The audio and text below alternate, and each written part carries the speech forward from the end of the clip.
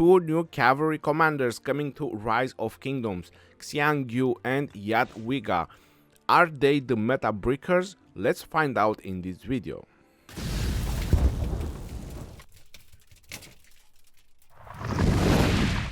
Hello everyone and welcome back to another Rise of Kingdom video. My name is Legend Ronnie and today I'm going to talk about the two new cavalry commanders coming into Rise of Kingdoms, Jadwiga and Xiang. We finally get a Garrison Legendary Cavalry Commander, because we do have Pelagius as a Cavalry Garrison Commander. Let's not forget about him, a very useful commander in the early stages of the game. But now things are developing, so we get Jadwiga. She's gonna be the first one that I'm gonna talk about, and checking where she is from is the Mightiest Governor. And we are actually having her on the next Mightiest Governor now, how about that? And Xiang can be obtained from the Wheel of Fortune. And Xiang looks very juicy. I'm definitely gonna talk about him as well. So if Cavalry Commanders is something that you're interested in, you definitely want to check the rest of this video. Now obviously these are legendary commanders, so it takes quite a long time to upgrade them. Just a quick preview on how many sculptures you need and how many stars you need to upgrade legendaries, because like I said, they are very expensive. Couple more tips and tricks and advice about legendaries is trying to keep them at 1 star until you upgrade the first skill. But now we have the lock skill system that you can do on commanders that you have already unlocked. So for example, if I go on my Wu Zetian and I press on her skills, you have the option on the right down corner. As you see, I already locked her 2 skills. You click on the option and then you can drag and drop to lock. Now if you lock the 2 skills that I just locked, or you just lock the second skill, and every time that you upgrade skills, they're just gonna go on the primary skill.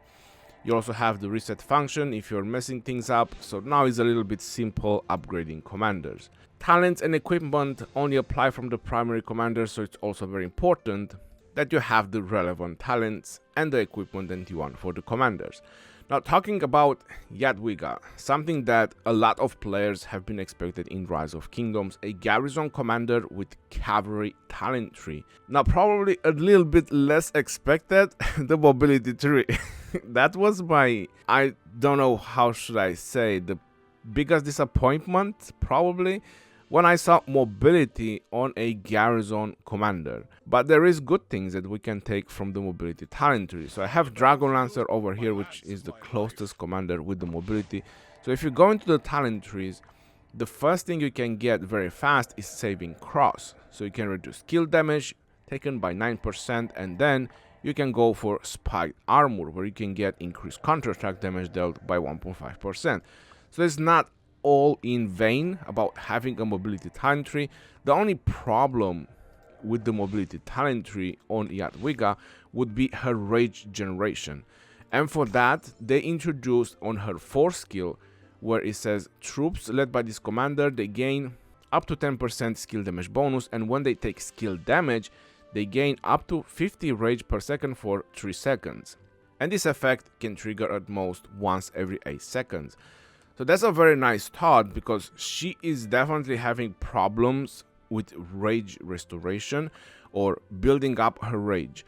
Now the thing is, you want to put her first if you're doing full calves because of the calf tree, even though a lot of people are not very happy about the calf tree, or probably not giving you so many benefits, but you do get 12% reduced skill damage and Blasonate Shield.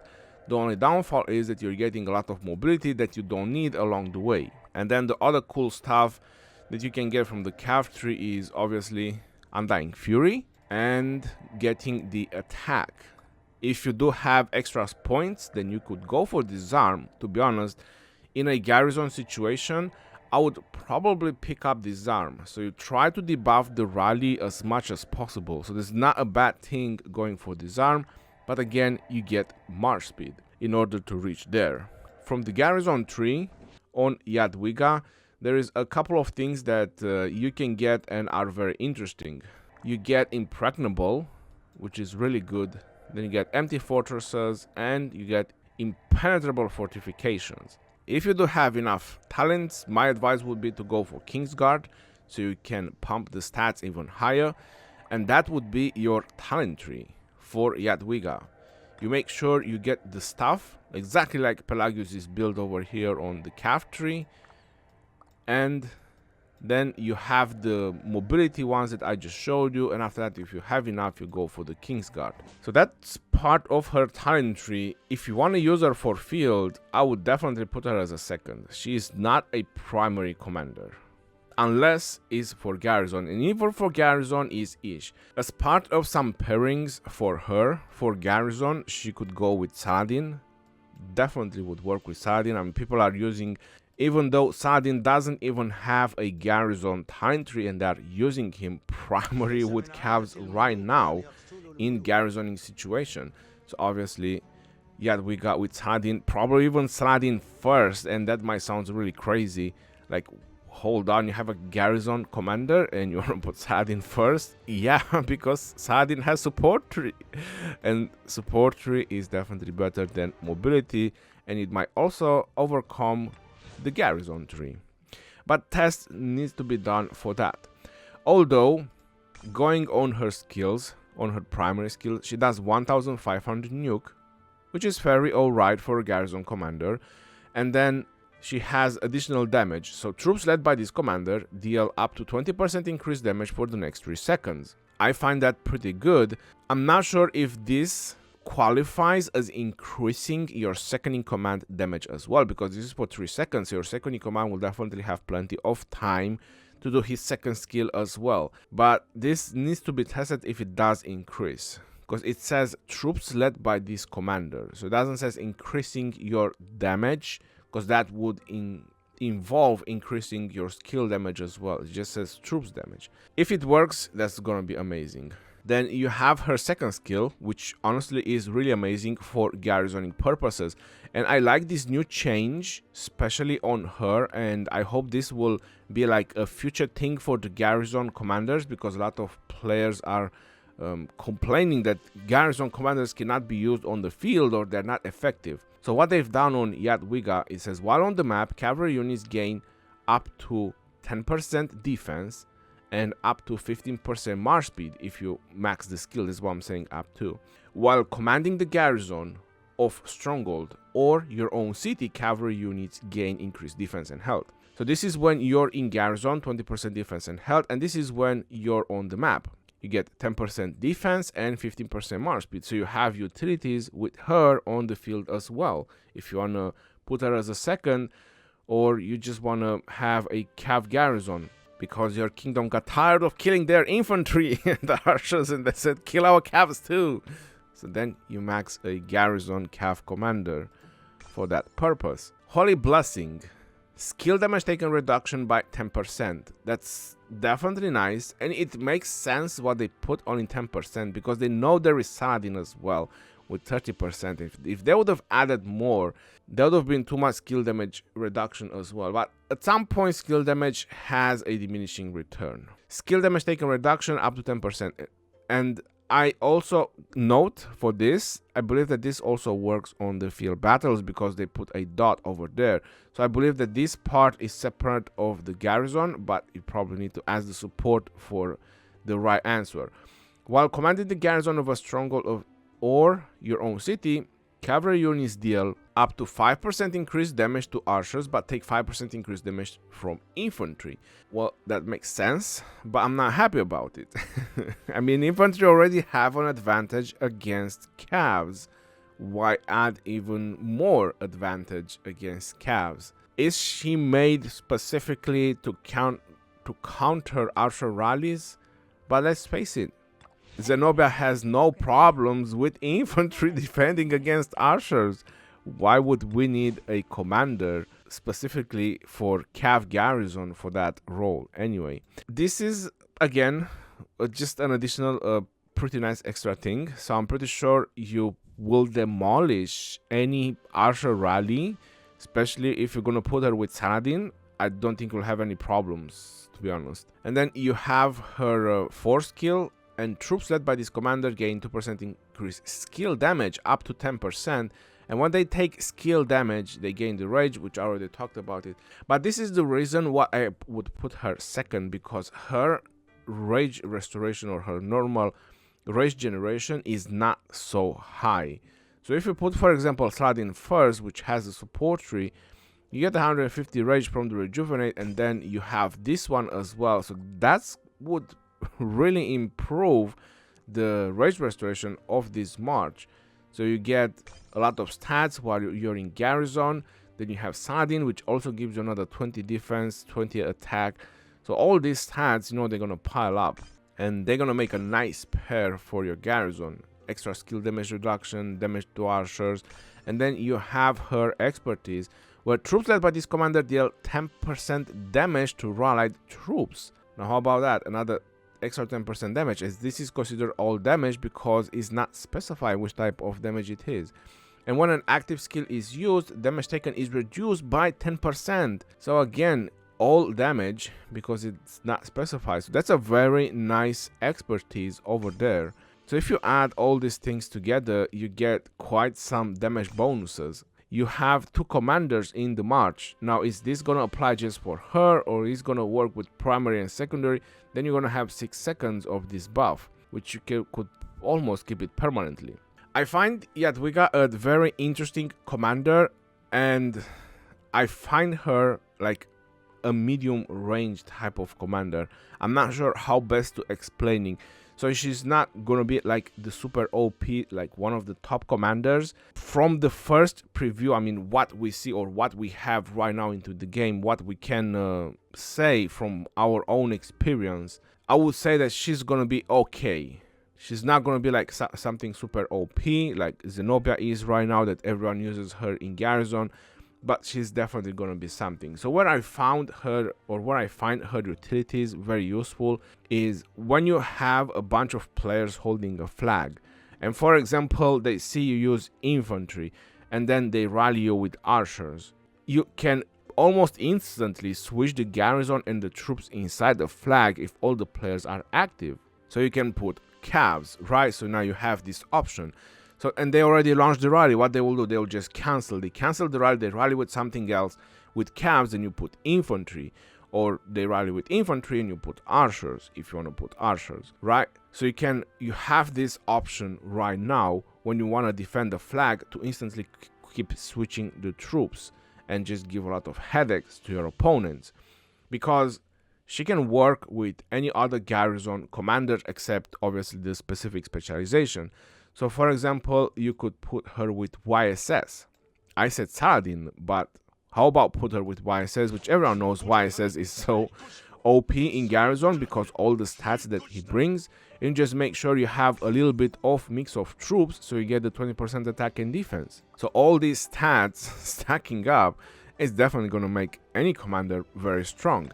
You add another 20% and 20% with all the damages and her skill damage, and you get a pretty strong garrison pair. Or if you want to go something a little bit more damaging, then you could go with Theodora, which obviously that works, and I already mentioned Saladin as well. And to be honest, if you want to go further, I wouldn't use any other garrison commanders that don't do damage.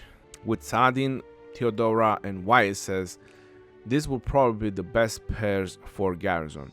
Probably Wu, but I mean, let's face it, not a lot of results from Wu recently, or not everyone is really using her so much in garrison, but definitely with Wu as well. Even though I do have to say I would put her as a second because of the mobility tree. You don't get a lot of good stuff from the mobility, and the Cav tree is not the kind of tree that you want to max out. And same is the garrison. Even the garrison is just a couple of things right at the beginning on the garrison that are really great, and after that is, you know, if you really have extra talents to use and you have nowhere else to use them, you just put them on garrison. But that's about it regarding the garrison tree. So yeah, the mobility tree is a big downfall for her. If she would have had, I don't know, a defense talent tree or even a skill talent tree or a support talent tree, it would have been way better. Another way where I could find her being very useful is, for example, when you're rallying your opponent's obelisk, right? And if you capture it, you're rallying with Cavs because you want to get there fast and you just put a garrison right away, or you rally a building in Ark of Osiris. This is Ark of Osiris speaking. And the moment you take it, you already put Jadwiga because she is a garrison, right? So now you have a lot of option that you can use with her. And even if the rally fails, her having mobility and cavalry, that's a lot of march speed that you get from cavalry and mobility. I mean, you're probably not going to go for march speed or mobility, but the cavalry itself gives you a lot of mobility. So even the march will retreat very fast. It's not like an infantry one that is going to be the last one. So there's a lot of things that you can do with her. Or Jadwiga will also be very useful for your city. For example, if you have a lot of troops, a lot of cavs, like I used to have for a very long time. I mean, even now, judging by the numbers, I still have like 3 million. So my cavs dominate right now in my city. But if you do have that, then Jadwiga is also going to be a very good commander for that purpose. If you have like 5 million cavs or 6 million cavs and your other troops are like 1 and something million, then Jadwiga will be a very nice addition to your city. You could do YSS and Jadwiga. Me personally, I'm not going to invest on her because I'm really not sold about the mobility tree. And the other thing is, I think Attila Takeda will take him down pretty easy. The way I see Jadwiga, she is made to counter a lot of skill damage, but we don't really have problems to counter skill damage in garrison. So Attila and Takeda will be pretty devastating against her. I'm very sure about that, because she has no damage reduction except her expertise against an Attila Takeda. Maybe if you put her with a YSS might be a little bit different, but yeah, I'm not really sold. I'm sure people will max her out and will test her out, and then we're gonna have second opinions. Xiang Yu, cavalry, conquering, and skill. Now, I do have to say that Xiang Yu looks a little bit more spectacular. You have the skill talent tree, you have the cav tree, and the conquering tree. Very nice set of talents over there, and a lot of good stuff that you can take from all the 3 talents. For example, on the cav tree, you can get all the things that you need. If I go on Mr. Dragon Lancer and show you over here, you could get your emblazoned shield, you could get your undying fury, you could get your halberd, and maybe even the attack, but that's questionable. After that, you could go on the conquering and you can get the buckler shield, and after that you can do the stuff on the skill tree. And it would be better if I pick someone with skill tree. You could get rejuvenate and you could get clarity. So that's a very nice combination that you can get having conquering, cavalry, and skill. Going on his primary skill, direct damage factor 1700. Well, I'm sold already. The moment I saw 1700, I was like, this is my guy. I'm definitely gonna want this guy. Deals direct damage up to 3 targets in a forward-facing fan-shaped area, and damage dealt to each target is reduced by 25% for each additional target. Successful hit targets also suffer up to 30% defense for 3 seconds. Now, I really like him, even though I do have to mention that right now on the game there is a lot of commanders that reduce defense with the primary skill, and those don't stack. Active skills don't stack. Passive skills, talents, and accessories, they stack, but active skills don't stack. But he is a conquering commander, means that he will be used a lot in rallies. So this will be very beneficial because it is 3 seconds, which means your second in command will do a skill damage on a target that is already debuffed by 30% defense. So that can be an extra plus when you rally with this guy. So I really like him. And in the end, it's just extra debuffs on the field. This is another downfall of him, reduced by 25% for each additional target. So if you're hitting 3 targets, you're pretty much hitting them with like 850, which is ish.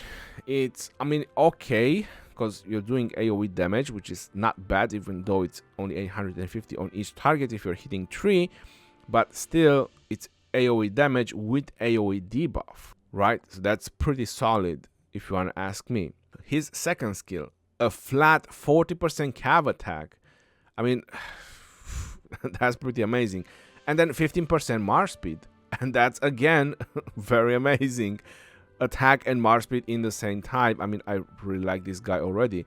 And then you have his additional march speed, When attacked, they have a 20% chance to gain up to 25% march speed for 3 seconds. This effect can trigger once every 5 seconds. Now, a lot of people said that this guy will be your next arc carrier. Like, you could do double C primary, so you can have a full mobility talent tree, and then you use him as a second. You use Xiang Yu as a second. But here is the trick that probably you didn't hear it from the other content creators. If you go on his third or fourth skill, yes, you can get a lot of march speed reduction if you're doing skills or when you're being surrounded. It makes this second skill very useless. Now, if you want to make this commander to be your arc carrier, you do not unlock his fourth skill. So that way you can never have a negative march speed. You only need to use him as a second in command to your double C if you care just to make him for your arc. So you do a 5-5-0-0 or 5-5-1-0. You just make sure you don't unlock his fourth skill if you care to make him an arc carrier.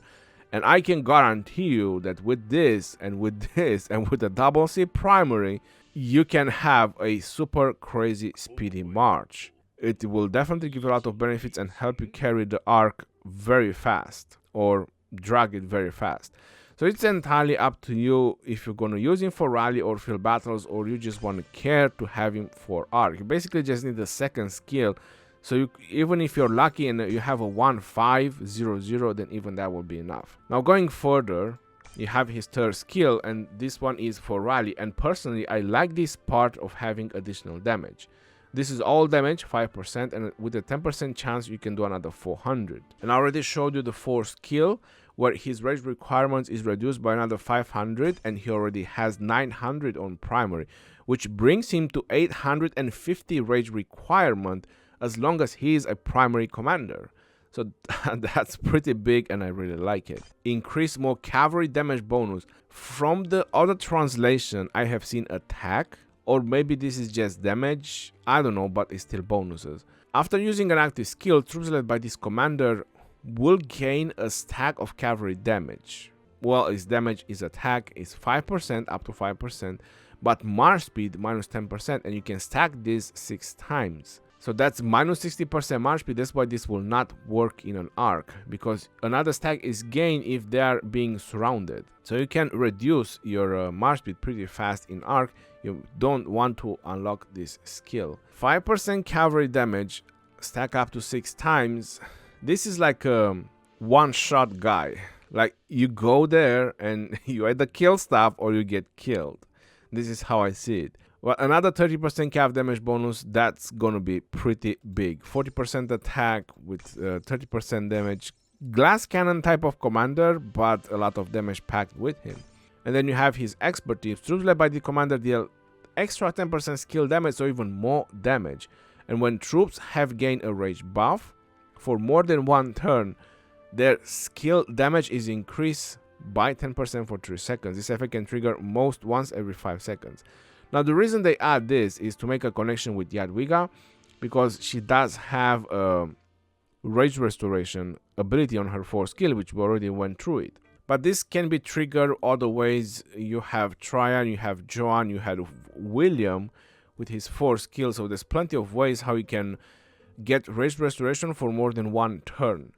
So you don't really need to pair them together, but just to have a little bit of connection between the two commanders, they added this. It's just that, you know, easy ways to trigger it, to get additional 10% skill damage. The only problem is you wouldn't use Jadwiga first, you would put her as a second. So by the time she triggers her 4th skill, you might not benefit so much from this 10% skill damage. So overall, he is a very high nuking commander, from what I'm noticing, but glass cannon type of commander, like Genghis Khan.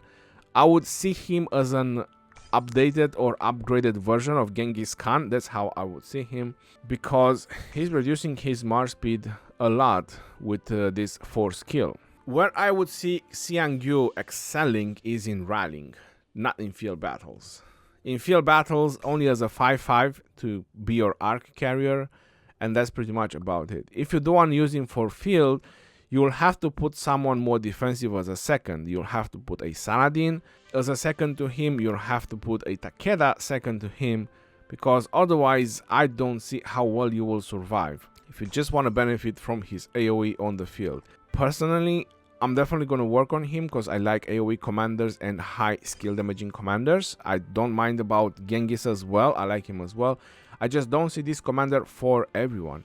You need to be able to pay hospital bills. You need to be well aware that many times this march might be smashed. I mean, he is high nuking, but you have a lot of chances that many times you will get a smashed march because you won't be able to get away. 60% march speed reduction, and they put another Saladin, Ethelfled, Richard on him, and you're done. You're definitely done. So that's it with Xiang Yu. It's not getting away. But as a rally perspective, Xiang Yu with William, I think it will be a mortal combination of a march, because Xiang Yu has additional damage, and then you have William as well. And William has the attack tree, so you want to put the skill tree first. So you're going to put him as a primary, Xiang Yu, and you put William as a second. William also reduces the extra skill damage from buffs that cannot take effect. There is defense decrease on the target, and you're also reducing the extra damage from buffs. Xiang Yu needs 850 rage, so you're gonna pop skills like a madman, and you have double AoE.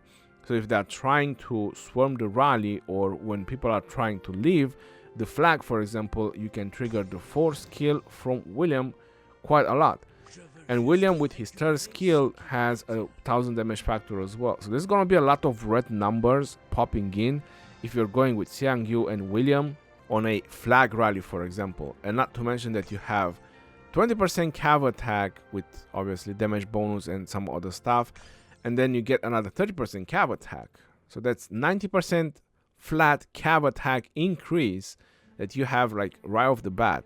And then you have from Xiang Yu, when he stacks, you have another 30% damage. So I honestly think that Xiang Yu and William is gonna be a thing in rallying. But in the same time, glass cannon, so it needs to be tested how powerful a glass cannon march can do against this powerful combination right now, Zenobia and YSS. That's my opinion about it. Obviously, Xiang Yu with Chandragupta or Xiang Yu with Saladin or various other cav commanders, it will definitely work. Definitely not with Attila. With Takeda, yes, but not with Attila. Attila is tied up to Takeda. That's his thing for now. My honest advice about Jadwiga is, if you want to do her just for garrison, not for field battles, so you can have a garrison cav commander, so you could start utilizing other types of troops in garrison in your kingdom, like I was mentioning. If your kingdom is tired of killing their archers and infantry, then you can go with her. And Xiang Yu, if you want to build him for rally perspective, and as a field battle, only it's a test. You might want to wait until some people are testing him on the field before you want to max him out. So you might want to see some reports with him on the field, or just see him actually fighting. If you want to do him for rally, then yeah, I believe that in rallies he will do great, and that's where I see him excelling, and that's where I see him being made for. So what I can tell you about all the commanders that are being introduced recently in Rise of Kingdoms, they have a specific niche of utility. So for example, like Zenobia, right, she's just pure garrison, or they introduced Moctezuma, which is purely against barbarians, and various other commanders which are again just have a very strong utility on just being rallying commanders, like Xiang Yu, for example. That's where I see these commanders excelling the most. So you gotta use them for their purpose, and if you upgrade them, you have to think the specific purpose for what you're upgrading them. Except that, like I was mentioning, as an arc carrier, you can just max the 2nd skill of Xiang Yu, but don't unlock his 3rd and 4th, or at least don't unlock his 4th, and then you use him as a 2nd, and he's gonna be a great arc carrier.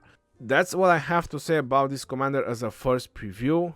I'm definitely interested in Xiang Yu, because now you can do 7 marches, so I have room for a 6th march at least, or I could just replace my Genghis right now, since this guy is also doing AoE. I think it's gonna be a great addition. Same rage requirement with AoE. Genghis Khan is only doing a single target, even though he has the second to none, but still I would prefer a little bit more AoE. So that's where I think this guy will fit in my armies and rallying perspective as well. So I hope you find this video helpful, and I hope you got a lot of things from this video. Let me know in the comment section below what you think about these two new legendary commanders. I'll be happy to hear your thoughts. I believe that they want to make the archers meta, or the archers reign, for a little bit before they're gonna start introducing, I don't know, infantry, and make infantry reign again, and then probably they're gonna use a rotation and come back to cabs again at some point in the future. I don't know. These two new cav commanders that they introduce, I would say that they are kind of mediocre type of commanders. Not like something super mega extra, but not something really bad either. Until next time, this is your boy Legendary signing off. Peace out, yo, and take care. See you in the next one, and stay safe out there, my friends.